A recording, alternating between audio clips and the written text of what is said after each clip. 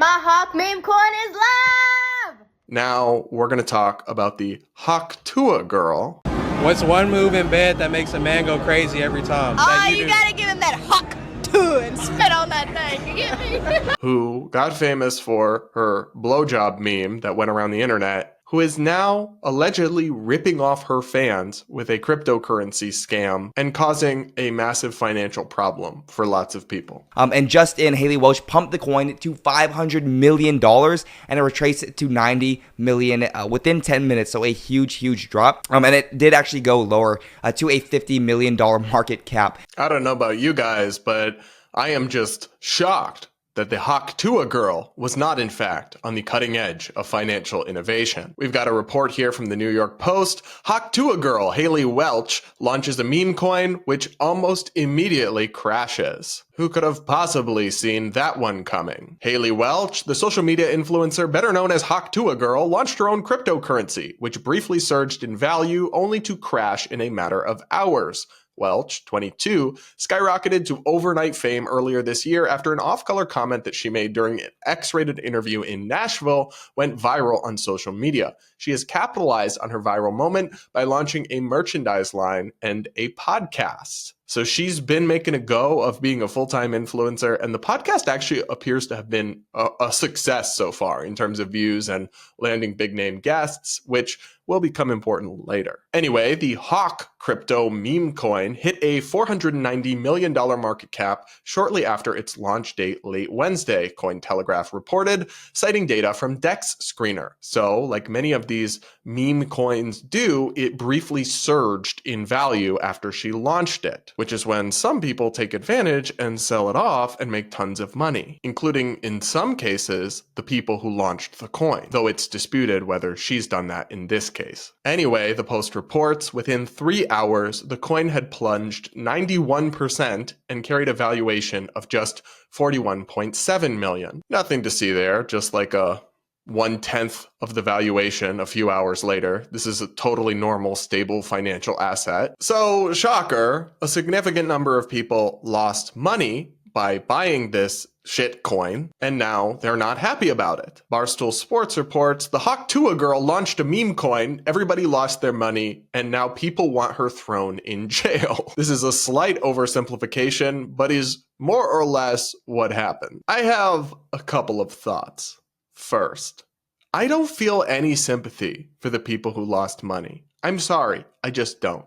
There's so many people out there in the world, or even puppies and starving animals, that I could feel bad for. I'm not out here shedding any tears for dumbasses who decided to take financial advice from the Tuah girl and lost thousands of dollars. Like, at some point, when you're a grown adult, if you make incredibly stupid decisions and you decide to play stupid games, you're going to win stupid prizes. And that's on you. Like, I just don't have that much sympathy for you. We desperately need more individual responsibility and accountability for people who make bad decisions, rather than constantly treating them like they're victimized by the product of their own choices. Now, that said, it does appear that this is a very sketchy product and launch. And I won't get into all the allegations, which are not necessarily proven, but in general, these celebrity crypto coins are something of a scam. People buy into them, they often surge in value. Some people make a ton of money by selling when it's off at the top of the market, but then it plummets because there's no actual value to this random thing that a celebrity put their face on. And a lot of normal people lose money. To some extent, like I said, that's their own damn fault for being stupid with the choices they made. But it is also an indictment of these products and the celebrities and influencers that choose to hawk them and don't seem bothered by the fact that they're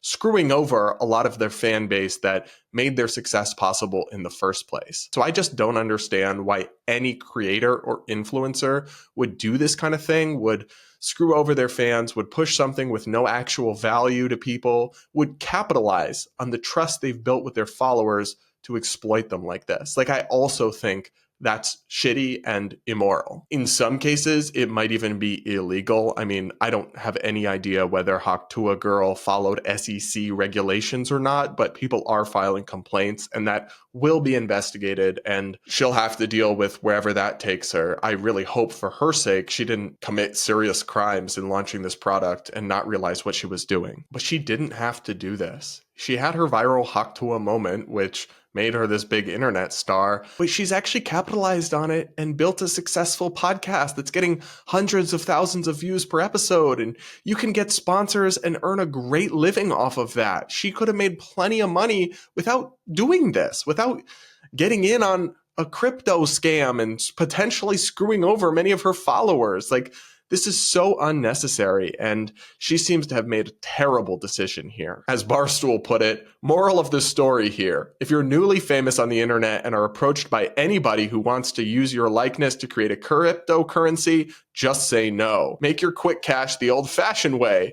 OnlyFans, unless you really effing know what you're doing. I agree with that sentiment from Barstool Sports, of all places. And I think this whole saga is just kind of a microcosm of everything that's wrong with influencer culture and modern society. But what do you think? Let me know in the comments below, and do hit that like button to reward my suffering. And now it's time for Brad versus TikTok, my daily segment where I take on the craziest ideas from the Clock app. Pronoun of the day is slugs. Today, these activists are going to teach us about their microfeminisms, tiny little things they use to take down the patriarchy or something. Let's take a look. What's your go-to microfeminism? I call myself and other women, not girls. I don't know how the patriarchy will ever recover. Seriously, like, is that really that big a deal? People call guys boys all the time. I don't know. Refusing to yield to men when they're walking down the street. Ah, yes, because running into people and causing traffic jams on the street is a great idea. I don't know. I don't think you have to always yield to men when you're walking. I don't think that's really a thing, but like, you should just be considerate and not run into other people to make a political point or something. Not sure what that accomplishes. When a man's getting aggressive, I hit him with the, I can see you're acting a little emotionally. Let's think a little more logically, like me.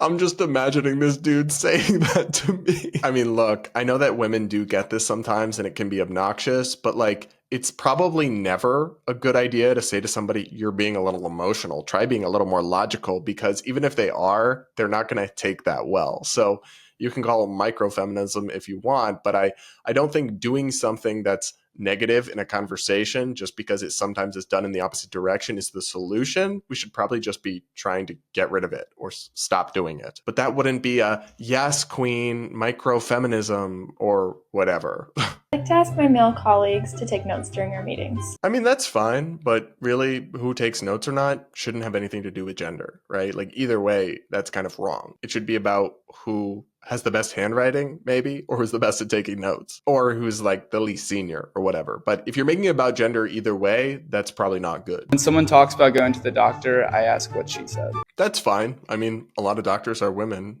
I wouldn't really blink twice at that. I don't think most people would. I think a lot of this microfeminism is them like shadow boxing with an imaginary enemy because most of us don't care and won't notice.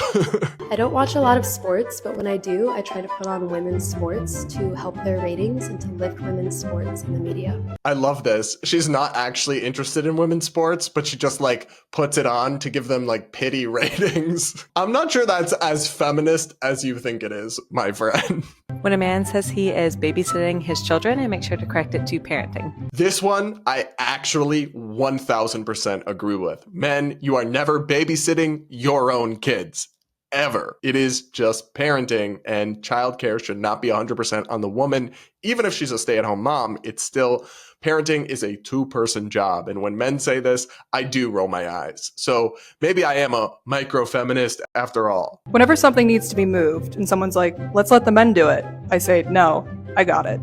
See, that's dumb, because like, Men are stronger than women in many ways, particularly when it comes to upper body strength. Denying facts isn't feminist. Feminism is supposed to be about legal equality, not pretending that men and women are literally the same and potentially hurting yourself lifting something big rather than letting somebody stronger do it for you. But go off, I guess. I like to hold the door open for men and insist they go in first. I love how they think this is like resistance heroism. I'd just be like, oh, that's nice. And I'd enjoy just walking through the door. It's nice to just open doors for other people. Like, why are you politicizing that? This whole thing is just silly to me. I mean, microfeminism seems like one of those movements that hyper-focuses on irrelevant, tiny things and engages in this grand struggle that mostly exists in their head. But other than that, great stuff, guys. Keep it up. Oh, I just called them guys. That was probably a microaggression. What do you guys think of this? Let me know in the comments below.